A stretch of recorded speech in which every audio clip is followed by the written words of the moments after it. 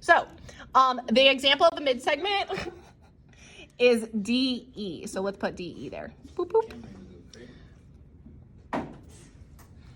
The triangle midsegment theorem, if a segment joins the midpoints of two sides of a triangle, then the segment is parallel to the third side and half as long. This is the key part right here.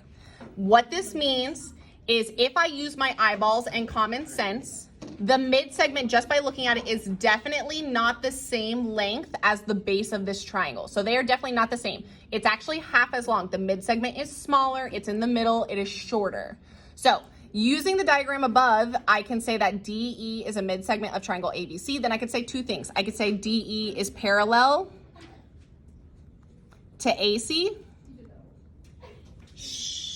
Remember, math people are lazy. We don't like to write out words. So if you see two slashes next to each other, like a dash dash or like a slant slant, that means parallel.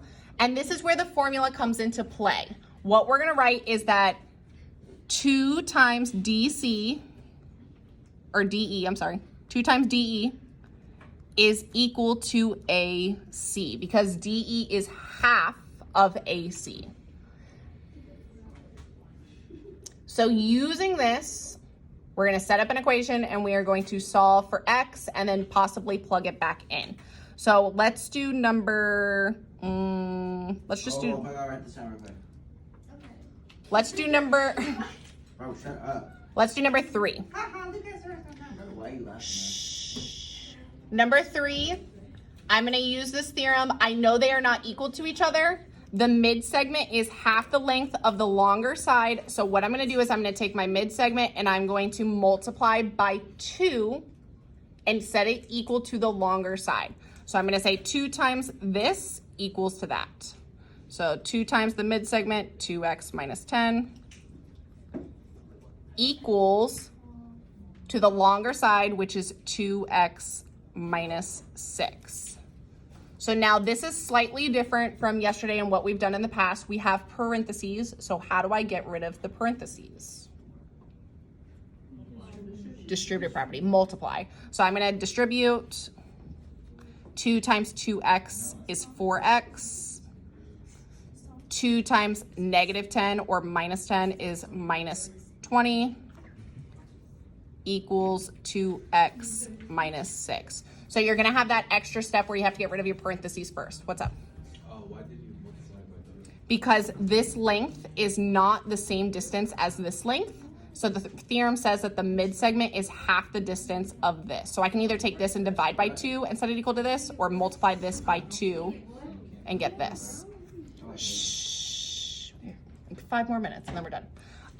So now solving is just like we've done. I'm going to do the opposite operations. I'm going to add 20 to both sides. Numbers go first. Remember, when you're adding this, it's the opposite. So minus, plus, cancel. This is negative 6 plus 20. So what is negative 6 plus 20 going to bring down? 14. Now I have to move my x. The x is positive, so I'm going to subtract 2x to both sides.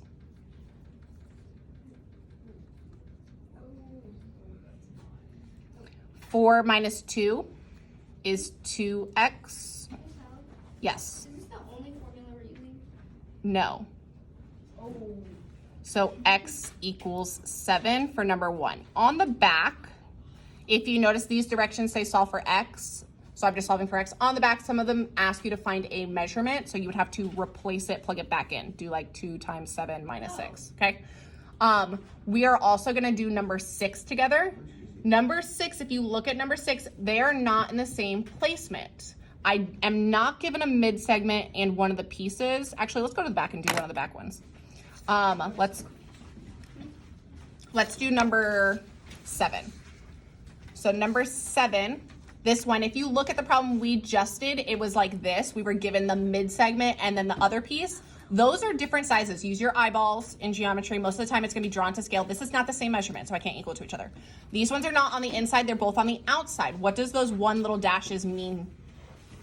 They're equal, they are congruent pieces. So these are both side pieces. So I do not need to multiply by 2. I can just set them equal to each other. So I'm gonna set them equal to each other. So 2x minus 7 equals x plus 10. And now same thing, I'm using opposite operations. I'm gonna move the number first. So I'm gonna move the minus 7. The opposite of minus 7 is plus 7. Remember, numbers can only go with numbers. So how do you know they're equal to each other? Because this piece, this one little dash and this one little dash mean that they are congruent pieces. This one's the sides, it's not giving you the insides.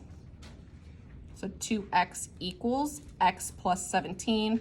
And now people get confused whenever there's just an x. And then they're like, the answer is 17. That's not right. Well, I guess kind of in this problem it is. But that is 1x. So I have to subtract 1x to both sides. So minus 1x, minus 1x. So in this case, 2 minus 1 is 1 equals 17. I don't have to divide. If you divide, you're going to get the same answer. If you put 1, divide by 1 on both sides, it's just going to make 17. So x equals 17 is your answer. Mm.